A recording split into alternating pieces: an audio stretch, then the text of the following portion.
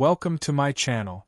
Today we journey into one of the darkest moments in aviation history, a story not of mechanical failure, weather, or miscommunication, but of human rage unleashed thousands of feet above the ground. It began like any other ordinary day in California. Passengers boarded PSA Flight 1771 with their coffees in hand, briefcases tucked under their arms, and smiles of quiet relief that another workday was behind them.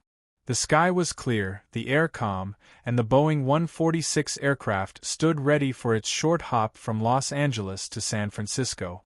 But among the passengers walking down that jet bridge was a man carrying a secret, a man whose anger had been festering for weeks, a man who had come not to fly, but to kill. None of the 70 souls aboard knew that this would be their last flight, or that their fate had already been sealed before the plane ever left the ground. The morning had started peacefully. The crew of PSA Flight 1771 greeted passengers with the easy charm the airline was famous for. The captain, Greg Lindemood, was a seasoned pilot, calm, methodical, the kind of man who could guide a plane through chaos without breaking a sweat. His first officer, James McFerrin, was younger, sharp, and cheerful, making light conversation with passengers as they settled in. Flight attendants smiled as they closed overhead bins and checked seatbelt. The plane's engines hummed to life, a familiar vibration that comforted frequent flyers. To everyone on board, it was just another commuter flight, a short, uneventful hop along California's coast. But seated halfway down the aisle was a man named David Burke, a recently terminated airline employee who had lost his job after being caught stealing from passengers. He had begged for his position back, but his supervisor, Ray Thompson, refused. That morning, fate placed both men on the same flight. Ray was heading home to San Francisco. David was heading there too, but for a different reason. As the aircraft lifted off the runway, passengers gazed out their windows, watching the city shrink beneath them. Conversation filled the cabin, talk of dinner plans, weekend trips, and holiday shopping. The attendants began serving drinks, their laughter blending with the low hum of engines. In the cockpit, Captain Lindemood spoke with air traffic control, requesting altitude clearance as they climbed smoothly through 10,000 feet. Everything was normal. Everything was calm. But in the aisle, Burke sat quietly, staring straight ahead, one hand resting inside his jacket. In that hand, he held a revolver, a .44 Magnum he had smuggled through security using his old airline credentials. The gun was heavy, cold, and final. No one noticed the tension in his jaw, the quiet anger that had consumed him. To them, he was just another passenger. But in his mind, the flight wasn't a journey, it was a reckoning. Somewhere over the rolling hills of Central California, he stood up. Witnesses later said it was sudden, almost silent. He walked toward the front of the cabin, his expression blank, his movements deliberate. The flight attendants barely had time to react before he pushed past them, heading for the cockpit. One passenger saw the glint of the gun and froze. Another screamed. The cockpit door opened, not because he forced it, but because back then, cockpit doors were rarely locked. The sound of his voice broke the calm forever. "You don't remember me," he said, aiming the gun. "But you ruined my life." In that instant, the cabin behind him erupted in terror. Passengers ducked. Someone shouted. But it was too late. The first shot rang out, deafening, echoing through the narrow cabin. The bullet struck his former boss, Ray Thompson, killing him instantly. Then came another shot, louder, closer. The cockpit fell silent for a moment that felt eternal. The flight data recorder later captured what happened next. The cockpit crew, startled by the noise, called out, "What was that?" Then, before they could react, the door burst open again. Burke stepped inside. "I'm going to take everyone out," he said calmly. The next sounds were chaos, shouts, movement, and then gunfire. One bullet struck the first officer, another the captain. The plane lurched violently as control was lost. Passengers screamed as the nose pitched downward, the world outside turning into a blur of blue and green. Air traffic controllers at Los Angeles Center suddenly noticed Flight 1771's altitude dropping at an impossible rate. They called out again and again, "PSA 1771, do you copy?" But there was only silence. The radar blip descended faster and faster, from 22,000 feet to zero in less than a minute. Inside the cabin, there was no time to comprehend, no time to pray. The engines screamed, the ground raced closer, and then, impact. A fireball erupted in the hills near Cayucas, California, scattering wreckage across the countryside. The crash site was catastrophic. Investigators who arrived later described it as one of the most violent impacts they had ever seen. There was no fuselage, no recognizable debris, only fragments strewn across miles of farmland. The aircraft had hit the ground at over 700 miles per hour. Nothing had survived. But as they sifted through the wreckage, they began to uncover the truth. Among the remains, they found the cockpit voice recorder. When they played it back, the horror unfolded second by second. They heard the shots, the desperate voices, the sound of the captain struggling to regain control. And then, chillingly, Burke's final words before the crash, "I'm going to do it." That was followed by a single scream, a sound of overwhelming speed, and then nothing. The silence that followed was deafening. The investigation revealed the full story of how the tragedy had been set in motion long before that day. David Burke had been a trusted employee for years until his theft was discovered. He'd used his position to steal from passengers, slipping cash and checks from envelopes left behind on flight. When his supervisor found out, he was fired and banned from the company. But his security credentials hadn't yet been revoked. On the morning of the crash, he used that same badge to bypass security checkpoints, concealing his weapon as if he still worked there. The system that should have stopped him failed completely. The result was one of the deadliest acts of workplace revenge in history, a murder-suicide carried out not in an office but in the sky. The investigators' anger turned to disbelief as the details emerged. How had someone with a known history of misconduct been allowed that level of access? How had no one noticed the warning signs? In the aftermath, the aviation industry was forced to confront a terrifying truth: that danger doesn't always come from outside the airport fences. Sometimes it's already inside. Security policies were rewritten nationwide. Airlines began revoking terminated employees' credentials immediately. Background checks became stricter. Cockpit door policies were overhauled, though it would take another generation of tragedies before reinforced doors became standard. The legacy of PSA Flight 1771 became a somber warning to an industry built on trust. Pilots began locking cockpit doors even on short domestic flights.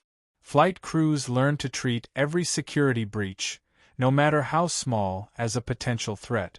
The reforms that followed saved countless lives, but for the families of the 70 victims, it was cold comfort. They gathered on the hillside where the plane had struck, standing in the wind, staring at the earth that held the remains of their loved ones. There was no wreckage to see, only a scar in the ground, and in their hearts, that time could never truly heal. To this day, the story of PSA Flight 1771 stands as one of the most chilling reminders of how fragile safety can be when rage and opportunity collide. It was not just an air disaster, it was an act of human vengeance that claimed innocent lives in seconds. The pilot never saw it coming. The passengers never had a chance. And the world learned that the sky, as vast as it is, can still become the smallest place on Earth when evil finds its way aboard. Thank you for watching. If this story moved you, please take a moment to subscribe to the channel. Here, we remember the lessons written in the clouds, the courage, the tragedy, and the human stories that changed aviation forever. Until next time, stay safe, stay curious, and may your skies always stay clear. The day after the crash, California woke beneath a sky that felt far too quiet. Smoke still drifted over the rugged hills near Paso Robles, where PSA Flight 1771 had struck the earth with unimaginable force. The impact had carved a crater into the ground, scattering wreckage and ash for miles. Rescue teams arrived at dawn, but there were no survivors to save, only debris, fragments of metal, and the faint scent of burned fuel carried by the wind. Firefighters moved carefully through the field, their boots sinking into scorched soil as they searched for anything recognizable. But what they found was almost too horrific to comprehend.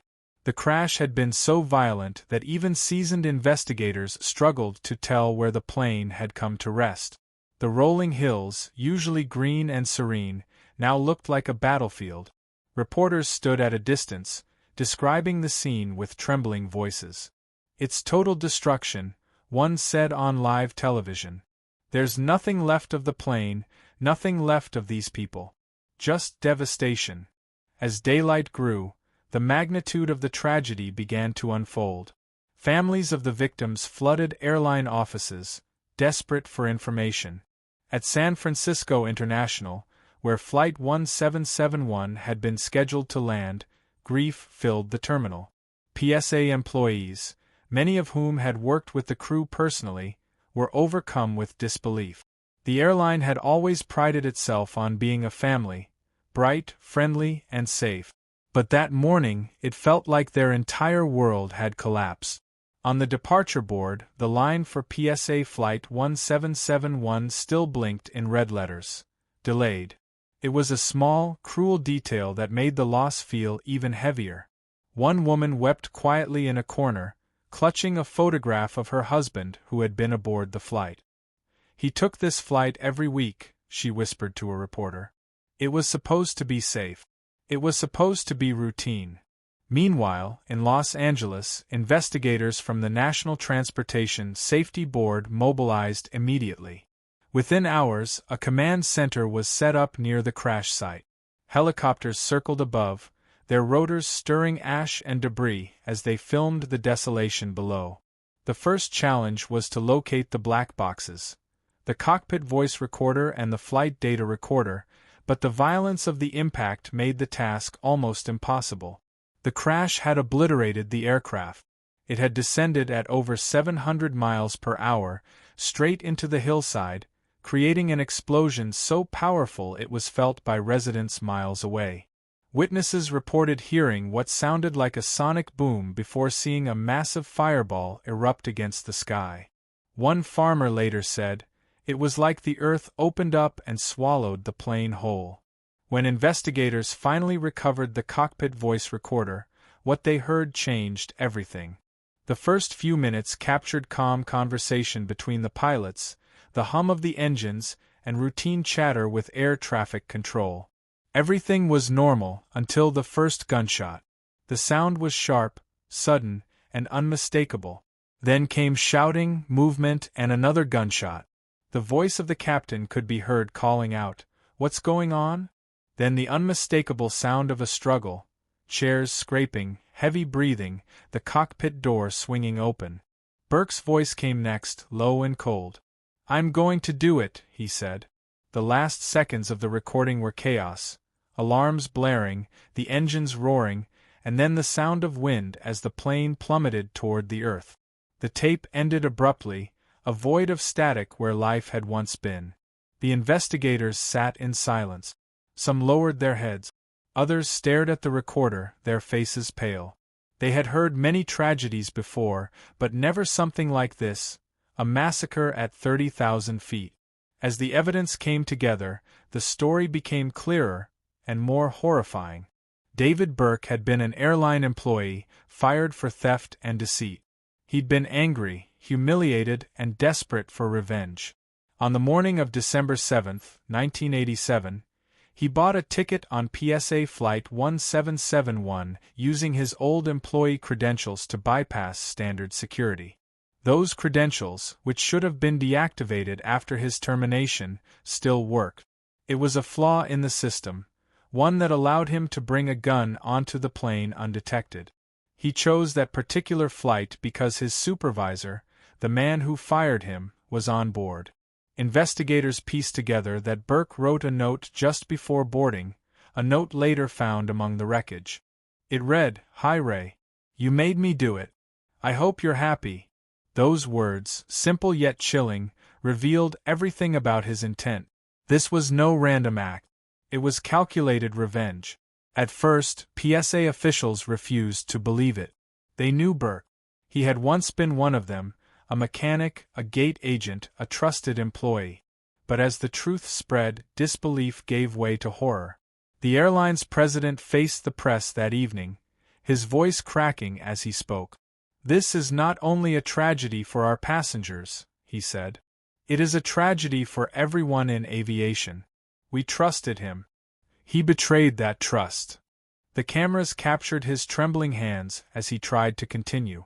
Behind him, PSA staff stood silently, their faces pale and tear-streaked.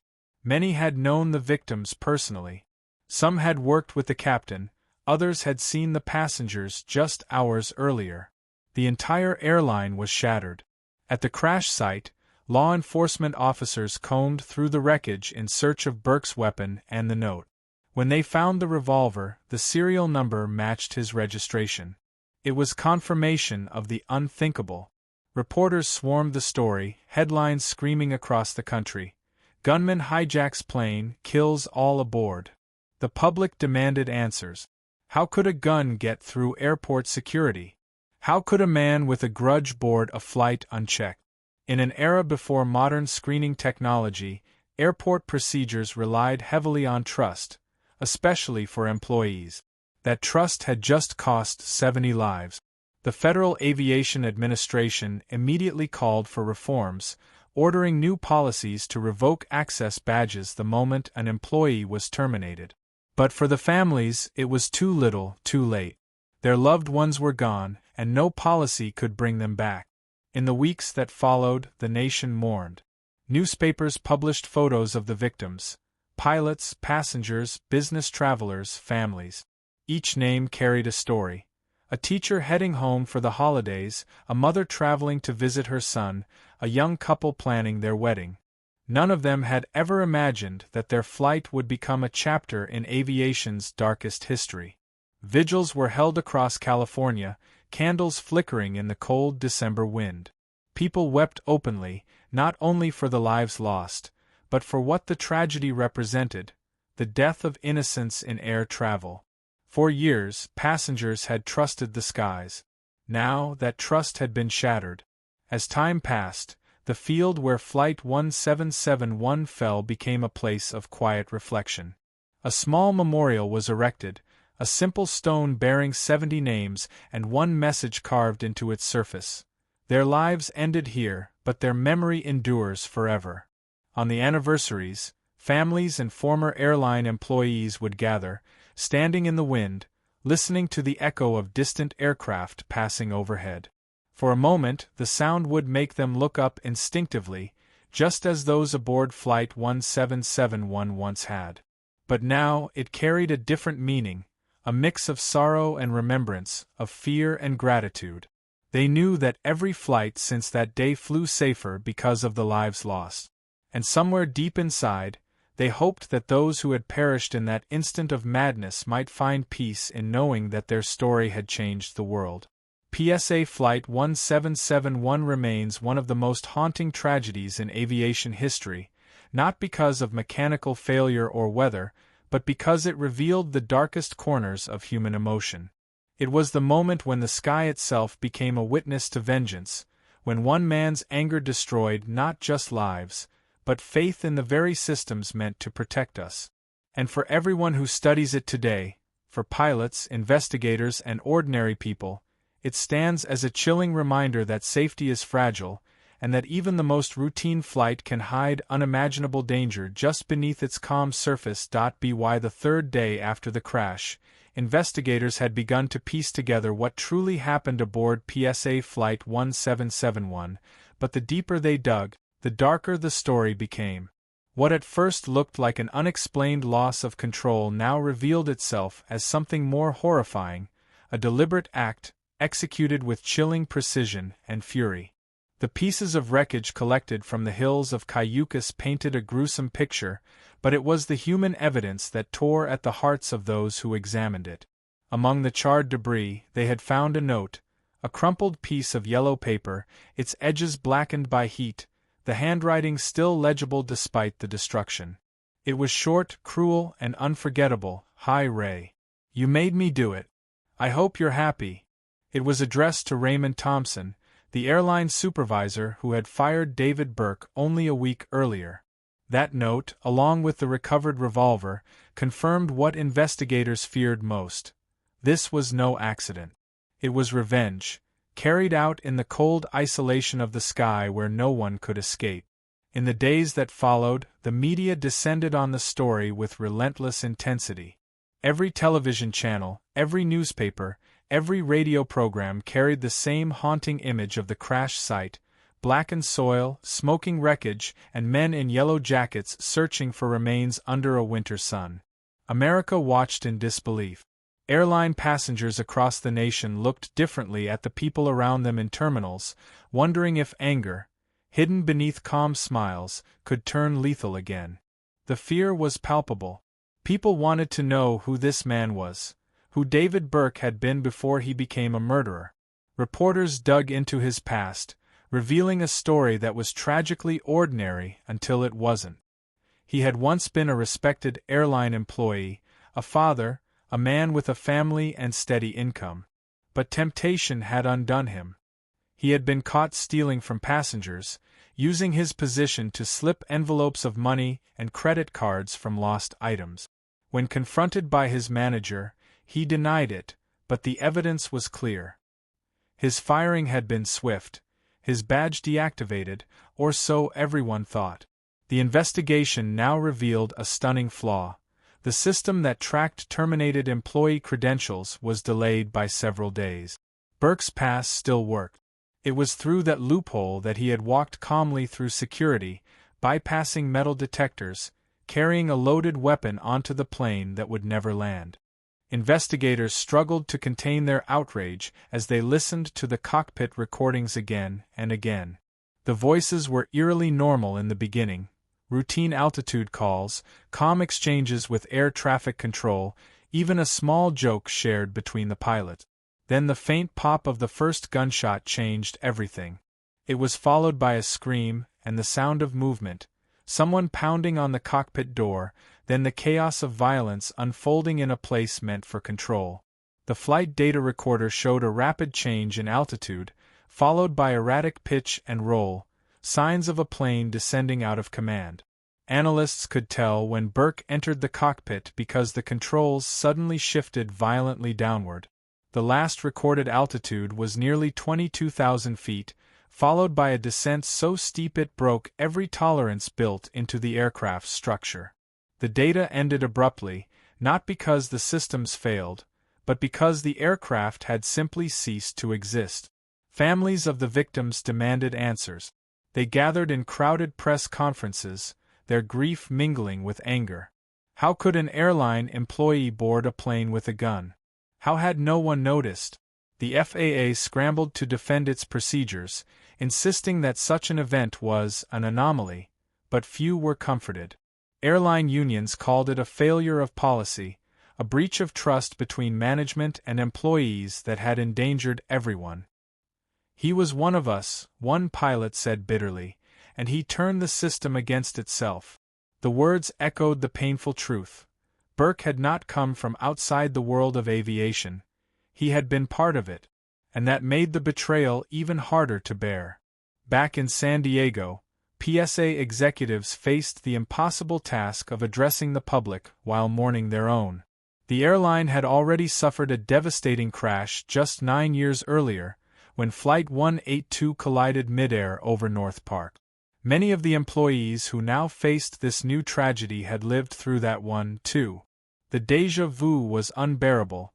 A second disaster, again in California skies, again under the PSA banner. "It feels like we've been cursed," one veteran mechanic whispered to a colleague as reporters surrounded the headquarters. "First it was a mistake. Now it's murder." The president of the airline stood before cameras, his face pale, his voice trembling as he said, "This company is built on trust and service, and today that trust has been violated in the most horrific way imaginable." Behind him, the the PSA logo, a cheerful red smile painted beneath the letters, suddenly looked grotesque. It had once symbolized warmth and friendliness. Now it would forever be associated with tragedy. For investigators, the hardest part came not from identifying who was responsible, but from understanding how such rage could fester unnoticed. Burke's friends and co-workers painted conflicting portraits of him. Some described him as kind and hard-working, others as proud and short-tempered. One colleague remembered seeing him at the airport just a day before the crash, pacing nervously, his face tight with anger. He said he wanted to talk to Ray, the coworker recalled. But his voice didn't sound right, it was flat, like he wasn't really there anymore. Psychologists later analyzed his actions as a classic case of retaliatory rage, an emotional implosion that turned inward, then exploded outward. But knowing the motive didn't make the act any easier to accept. The reality was chilling. A man had carried his anger into the sky, where there was no law, no escape, and no second chance. The aftermath of the investigation changed aviation security forever. Airlines were ordered to immediately deactivate all credentials upon termination, with no delay between firing and access removal. Airports increased security sweeps, ensuring that no employee could bypass metal detectors regardless of rank or status.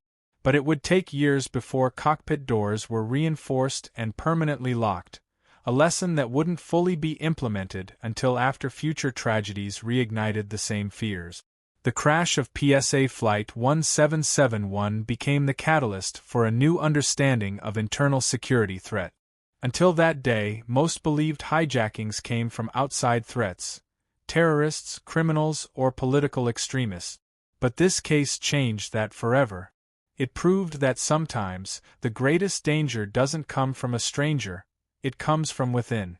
In the following months, life for the victims' families became a slow, painful journey through grief and disbelief. Some filed lawsuits, others lobbied for reform, but many simply tried to live with the whole left behind.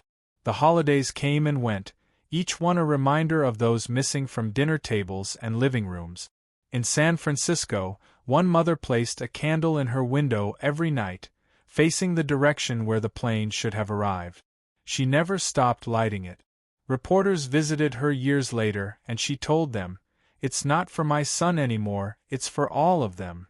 Her words captured the collective heartbreak of an entire nation that had learned too late how fragile safety could be. Over time, the fields where Flight 1771 had fallen began to heal. Grass grew over the crater, wildflowers returned, and the wind carried away the smell of fuel. But the memory remained. Every so often, locals would say they heard something when the wind was right, a low hum, a whisper, like engines passing overhead, though no planes flew there anymore. Whether imagination or something deeper, it became part of the legend, part of how people remembered. For those who lost loved ones, it was a comfort to believe that the souls of Flight 1771 still moved through the sky, watching over those who flew after them. And maybe in some way they did. Because every reform, every safety measure, every locked cockpit door still carries their legacy, a legacy written not in stone or metal, but in memory. And though decades have passed, one truth endures above all others. PSA Flight 1771 wasn't destroyed by weather, failure, or fate, it was destroyed by anger. It stands as a chilling reminder that humanity's greatest danger has always been itself. The pilot never saw it coming, the passengers never had a chance, and yet their loss reshaped aviation forever, ensuring that no one would ever again board a flight without knowing that their safety depended on vigilance, compassion, and the hard lessons written in the ashes of that December sky. Months after the crash, the investigation into PSA Flight 1771 continued to haunt every man and woman who worked on it. The NTSB's offices were filled with walls of photographs, maps of the flight path, and debris diagrams marked in red pen. But unlike most air disasters, there was no mechanical fault to analyze, no malfunctioning part to dissect, no storm or engine to blame.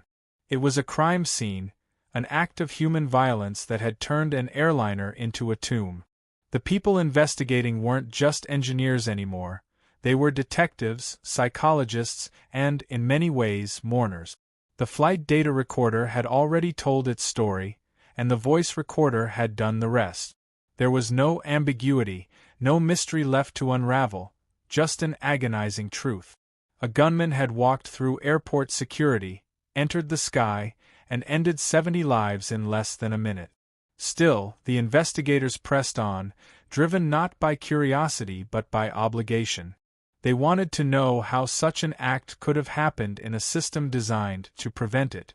How a man with a revoked job badge had slipped through unnoticed. How the system had trusted too much. Behind closed doors, airline executives met in tense, quiet sessions that stretched late into the night. The air inside those conference rooms was thick with guilt. Some of them had signed the policies that allowed former employees' badges to remain active for a few days after termination. Others had resisted tightening security for fear of slowing down operations. It was supposed to be temporary, one executive said in a meeting, his voice breaking. We never thought anyone would use it like this. They were men and women who had spent their careers believing that aviation was the safest, most controlled form of transportation on Earth. Now, that illusion was gone. The PSA disaster had exposed a weakness no one wanted to admit, a blind spot that existed not in the machines, but in the people who managed them. The industry had been built on trust, and one man's rage had turned that trust into a weapon. In Washington, D.C., hearings were held before Congress. The faces of grieving families filled the gallery as lawmakers questioned aviation officials, FAA representatives, and airline executives. The questions came hard and fast. How did this man get a gun on board? Why wasn't his access revoked? Who signed off on the procedures that let him bypass security? Each answer sounded more hollow than the last. We followed protocol, the officials said. We had no reason to believe. But the words trailed off under the weight of 70 deaths. A mother in the front row clutched a photograph of her daughter, tears running silently down her face. One congressman held up the recovered note written by Burke. This is not just a failure of one man's morality, he said. This is a failure of an entire system of trust. His words echoed through the chamber, landing with the force of a verdict. The FAA promised sweeping changes. Access credentials would now be revoked instantly upon termination. All employees, regardless of status, would pass through the same metal detectors as passengers. But promises couldn't erase what had already been lost. For the families, grief became a daily companion. Some of them gathered together for strength, meeting in small support groups in San Francisco and Los Angeles. They shared stories of their loved ones, the last phone calls, the things left unsaid. Many clung to each other because only they could understand the strange emptiness that followed, the silence of waiting for a call that never came, the sound of mail arriving with names that would never answer. One father who lost his daughter said during a memorial, "It wasn't a storm, it wasn't an accident. It was anger. And anger took her away from us." Those words hung heavy in the air, because everyone there understood. They weren't mourning a disaster of chance, they were mourning a crime born of hate. And hate was something no safety system could predict. In San Diego, PSA's headquarters was shrouded in grief. The airline that had once been known for its smiling planes and friendly California charm was now a symbol of tragedy. Employees who had proudly worn their uniforms found it hard to put them on again. Every phone call, every flight announcement carried a quiet sadness. Some workers transferred to other airlines, unable to bear the memory. Others stayed, determined to help rebuild. But PSA itself wouldn't last long. Within a year, the company merged with another airline and faded into history.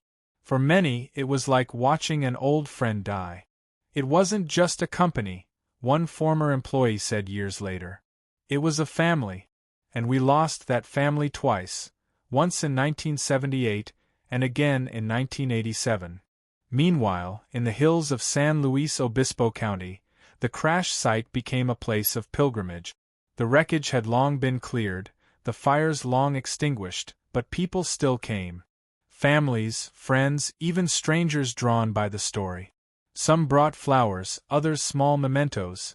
A photo, a folded note, a necklace once worn by someone aboard. The site was peaceful now, the wind whispering through the grass, the horizon stretching endlessly under a wide California sky. It was hard to imagine that this same quiet ground had once been the scene of such unimaginable violence. On anniversaries, the families gathered there, standing in silence as planes passed high above, the sound faint but haunting. Sometimes, when the wind was right, it seemed to carry faint echoes of engines long gone. The changes sparked by Flight 1771 rippled far beyond California. Across the United States, airports rewrote their security protocols.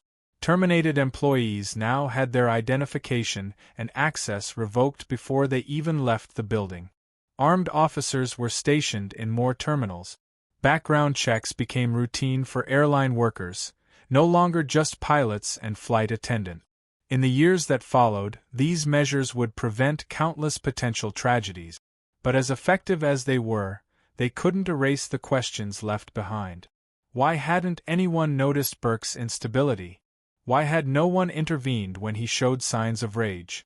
Colleagues later recalled moments that, in hindsight, felt like warnings. The clenched jaw, the quiet muttering, the way he avoided eye contact when asked about his termination. He looked empty, one former coworker said. Like the world had already ended for him. As the months turned into years, the story of PSA Flight 1771 began to fade from front-page news, replaced by newer tragedies and newer headlines. But within aviation circles, it never faded. It became a case study, taught in flight schools and safety seminars around the world. In training rooms, instructors dimmed the lights and played the last recording from the cockpit. The shots, the screams, the engines roaring. They didn't play it to shock their students, but to remind them. To remind every pilot, every crew member, every controller that the sky demands vigilance not only from machines, but from hearts. That safety isn't built on steel or circuits, it's built on people and the trust between them. Decades later, the scar still lingers quietly in the hills of Central California. Wildflowers bloom every spring over the site, their roots growing through the earth that once held fire and wreckage. Travelers driving past on Highway 101 sometimes stop at the small memorial nearby. The plaque there bears 70 names, and a simple inscription, in memory of those lost on PSA Flight 1771. May their story remind us to protect each other. On clear days, the sunlight catches on the metal letters, making them glimmer faintly, like stars against the earth. And for a moment, anyone standing there can almost imagine the sound of a plane far above, its engines steady, its wings gleaming in the light, a quiet promise that out of tragedy, vigilance was born. The tragedy of PSA Flight 1771 is not just remembered as an air disaster, it is remembered as a warning carved into aviation history, a reminder that the greatest threats can sometimes walk among us unnoticed, until it is too late.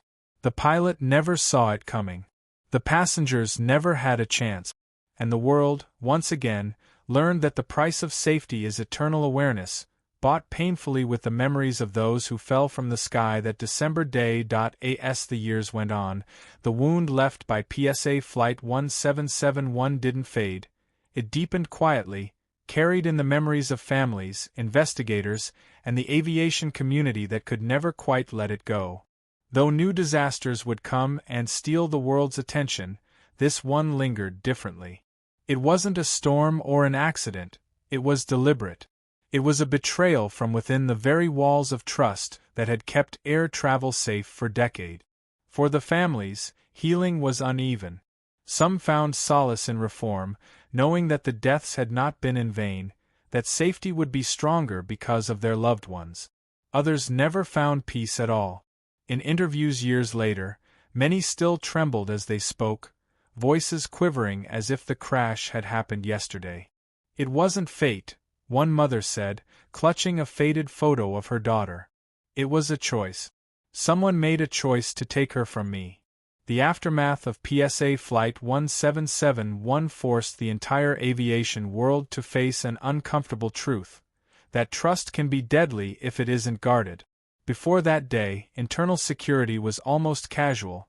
Employees passed through airport checkpoints with smiles and badges, their uniforms alone seen as proof of integrity.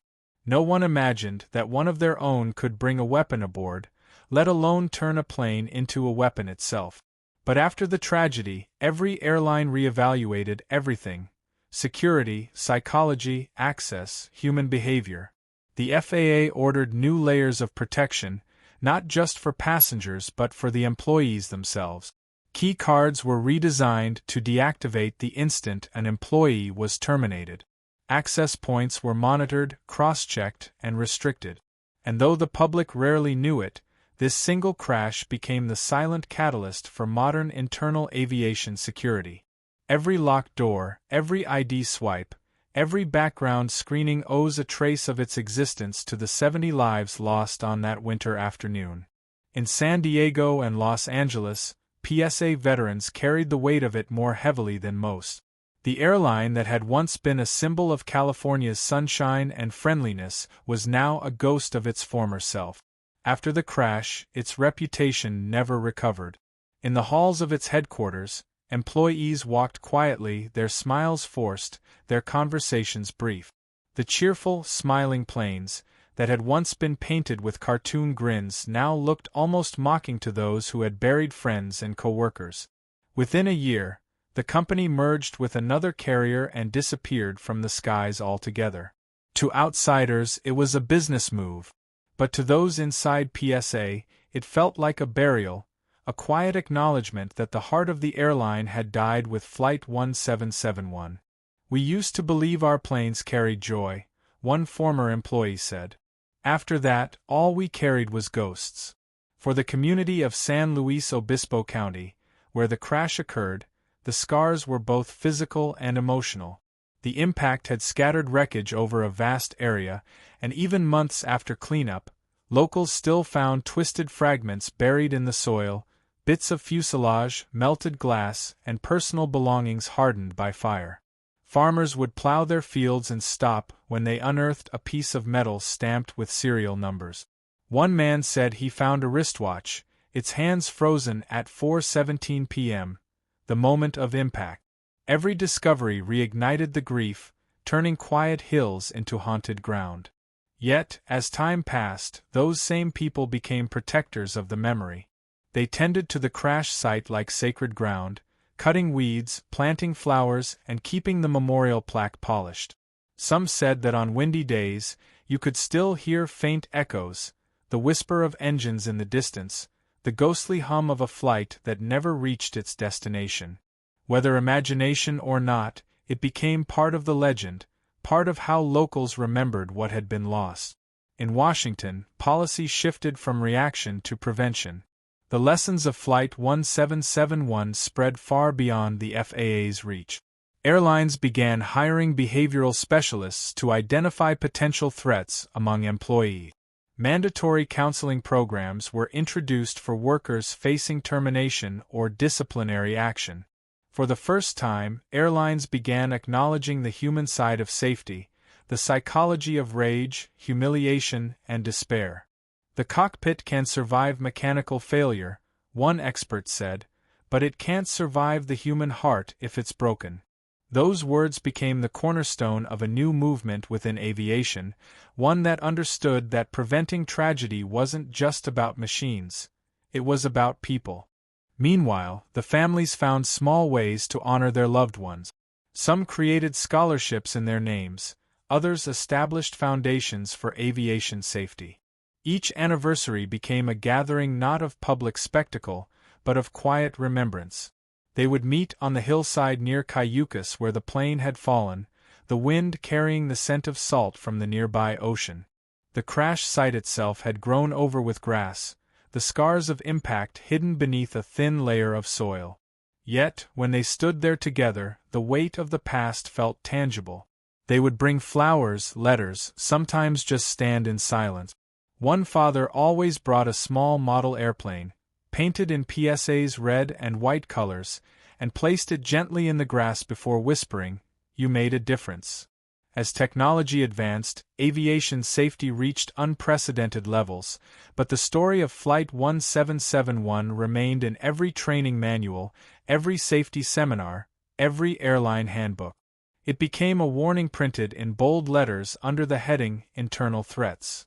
Pilots, flight attendants, and ground staff were all reminded of the same lesson, that no security system is impenetrable, and no one is immune from despair.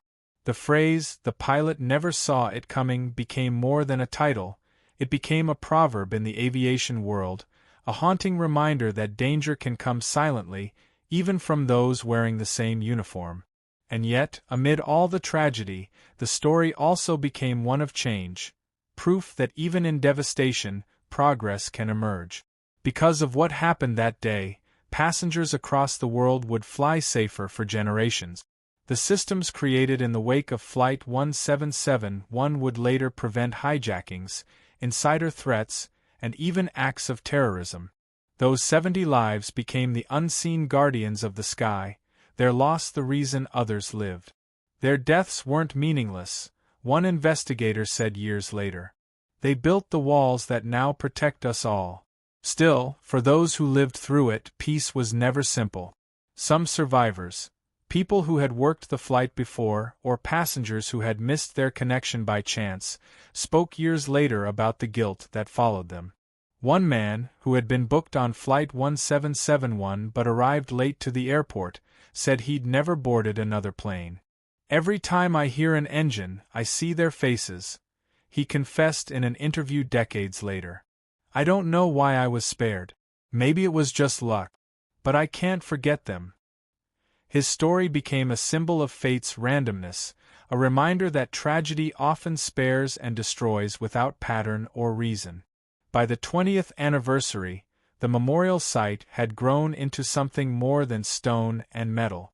It became a living reminder of resilience. The grass swayed gently where the plane had fallen, and the plaque gleamed in the morning light, engraved with a simple promise: "We will never forget." Families, pilots, students, and locals gathered there, candles flickering against the breeze, their reflections glowing in the brass. Overhead, a commercial jet passed silently through the sky. For a long moment, everyone lifted their eyes, following its path, until the sound faded into the distance. It was both haunting and healing, a quiet acknowledgement that flight, for all its risks and fragility, would always continue. Humanity, despite everything, still dared to rise above the earth. And perhaps that was the final lesson of PSA Flight 1771, that even in the aftermath of unimaginable horror, life keeps moving forward, and from the ashes of betrayal, vigilance is born. The passengers, the crew, the victims, they became more than names in a report. They became a covenant written in the winds, a reminder that safety is never permanent, that trust must always be earned, and that every flight through the sky carries with it the memory of those who once fell. Because the sky never forgets, and neither should we. The years slipped quietly into decades, yet the tragedy of PSA Flight 1771 never truly disappeared from the nation's heart. Time softened the edges of grief, but it did not erase the memory. Every December, when the air over California turned cold and the hills of San Luis Obispo glowed faintly gold under the winter sun, the families would gather once more at the memorial site. Some came from far away, carrying photographs and flowers. Others came alone, just to stand and listen, to the silence, to the wind moving gently through the grass, to the echoes that seemed to linger in that place where 70 lives were lost in a single heartbeat. Each year, the group grew smaller as age and time carried the older relatives away, but still they came, because remembrance was the only way to make sense of something that never would. The plaque that marked the site had weathered from decades of sunlight and rain, its metal worn smooth where fingers had traced the engraved names over and over. For those who visited, it wasn't just a list. It was a promise, a vow that even if the world forgot, they never would. In the world of aviation, the legacy of Flight 1771 had grown into something larger than tragedy. The systems that had once been born out of its ashes had now become invisible guardians of modern flight. Airport security was no longer a casual checkpoint, it was a fortress. Employee credentials deactivated the moment a person was terminated. Surveillance cameras lined every corridor, every access gate, every maintenance hangar. Cockpit doors, once light and flimsy, were now reinforced with steel, impossible to breach. Pilots flew with protocols that allowed no room for assumptions or trust without verification. Every layer of safety was built upon the unspoken memory of those who had perished in that single act of rage. Every boarding pass scanned, every ID checked, every beep of a metal detector carried the silent echo of Flight 1771's lesson: never again. For investigators who had once worked the case, the passage of time did little to dull the images burned into their memories. Some retired early, haunted by what they'd seen. Others stayed in the field, determined to make the skies safer. One of them, a quiet man named Robert Quinn, who had been among the first at the crash site, would later tell a journalist, "You never forget the sound of silence. We got there, and there was nothing, no wreckage big enough to recognize, no survivors, not even a sound of the engines cooling down. Just the wind." He paused then, looking away from the camera. "That silence changed my life. It's the reason I never stop fighting for safety." His words captured the sentiment of every man and woman who had touched that investigation. The work didn't end when the report was written. It continued every day, in every flight that lifted safely off the ground. Over time, the story of Flight 1771 became part of training manuals and safety courses. Pilots in training listened to the cockpit recording not as morbid curiosity, but as an oath. In classrooms across the world, instructors would dim the lights and play the faint static of the old tape, the calm voices of the crew, the sudden gunshot, the chaos that followed. Students would sit frozen, realizing that even in their future careers, surrounded by technology and trust, the smallest lapse in vigilance could be fatal. The pilot never saw it coming, their instructors would say. And that's why you always have to. That one phrase became a rule whispered in flight academies, an invisible prayer that traveled with every takeoff. The pilots who graduated after that lesson carried the memory with them into every cockpit, passing it silently from generation to generation like a sacred inheritance. For the families, the pain never went away, but it transformed into purpose. Many found strength in advocacy. Some became voices for aviation reform, pushing for stronger background checks, mental health programs for employees, and policies that prioritized people over profit. Others channeled their grief into education, scholarships, and awareness programs. There were years when their efforts seemed small, almost forgotten, but every time a new safety law passed, every time a new layer of protection was added, they knew the spirits of their loved ones had not been lost in vain. One mother, now gray-haired and frail, told a reporter on the 30th anniversary, "When I see a plane take off, I still think of them. But now, I think of all the people who will land safely because of them."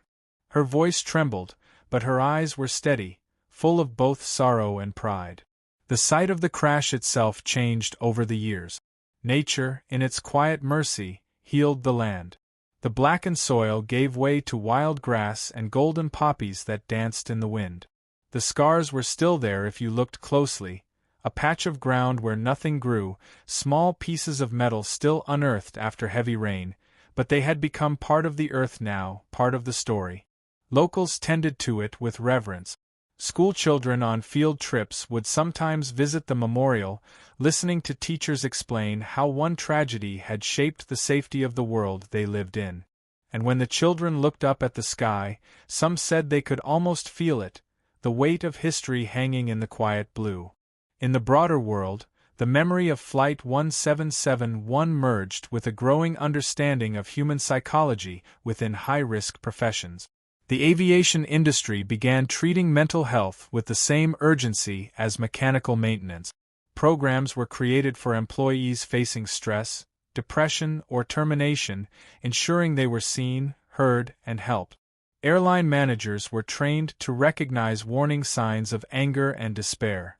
"We can fix engines before they fail," one executive said at a safety conference, "but we must also learn to reach people before they break." It was a sentence born directly from the lessons of PSA Flight 1771, where no one had seen the warning signs until it was too late. The memory of the crash also found its way into art, literature, and documentaries. Poets wrote about the silent hill where the sky fell, and filmmakers told the story in documentaries that captured both the horror and the humanity behind it. But the most powerful tributes were not grand gestures, they were quiet moments of remembrance. A pilot who flew for PSA's successor airline began a tradition of touching the cockpit door before every takeoff, whispering a small thank you to those who came before. Other flight crews followed suit, spreading the ritual quietly from one base to another, until it became something unspoken but understood, a moment of gratitude for those who had paid the price for safety. And yet, even as technology advanced, even as aviation became one of the safest modes of transportation in human history, there remained something deeply human at the heart of Flight 1771's story. It was not just about safety. It was about the fragile balance between trust and vigilance, about how easily one man's anger could destroy what thousands had built. It was about humanity's capacity for both creation and destruction, for mercy and violence, for hope and despair. It was a story that reminded the world that progress comes with a cost, and that behind every safety rule, every locked cockpit door, every security check, there are names carved in stone, names that should never be forgotten. On the 40th anniversary, only a handful of people gathered at the site. The sun dipped low behind the coastal hills, painting the sky in hues of amber and violet. The air was still. A former investigator, now an old man with silver hair and a weathered face, spoke softly to the group. "I used to think about how they died," he said, his voice steady despite the years. "Now I think about how they changed everything. Every safe landing since then carries their legacy. They are the reason we still fly with trust in the sky." As he finished, the wind stirred gently, rustling through the grass as a single airplane passed high above, its engines faint but clear. The group lifted their eyes, watching as it disappeared into the clouds. That sound, the soft, distant hum of a plane, became the heartbeat of their remembrance. It wasn't fear anymore. It wasn't sorrow. It was continuity. It was proof that humanity, despite its flaws, keeps striving toward the light, even when born from darkness. PSA Flight 1771 would forever remain a tragedy, but also a symbol, a painful testament to resilience, responsibility, and the endless pursuit of safety. Thank you for listening. If this story moved you, please take a moment to subscribe to the channel. Each story we tell is more than a tragedy, it's a lesson, a piece of history that shapes the skies we fly under today. Until next time, may your flights be safe, your skies be calm, and may we never forget the stories written in the wind.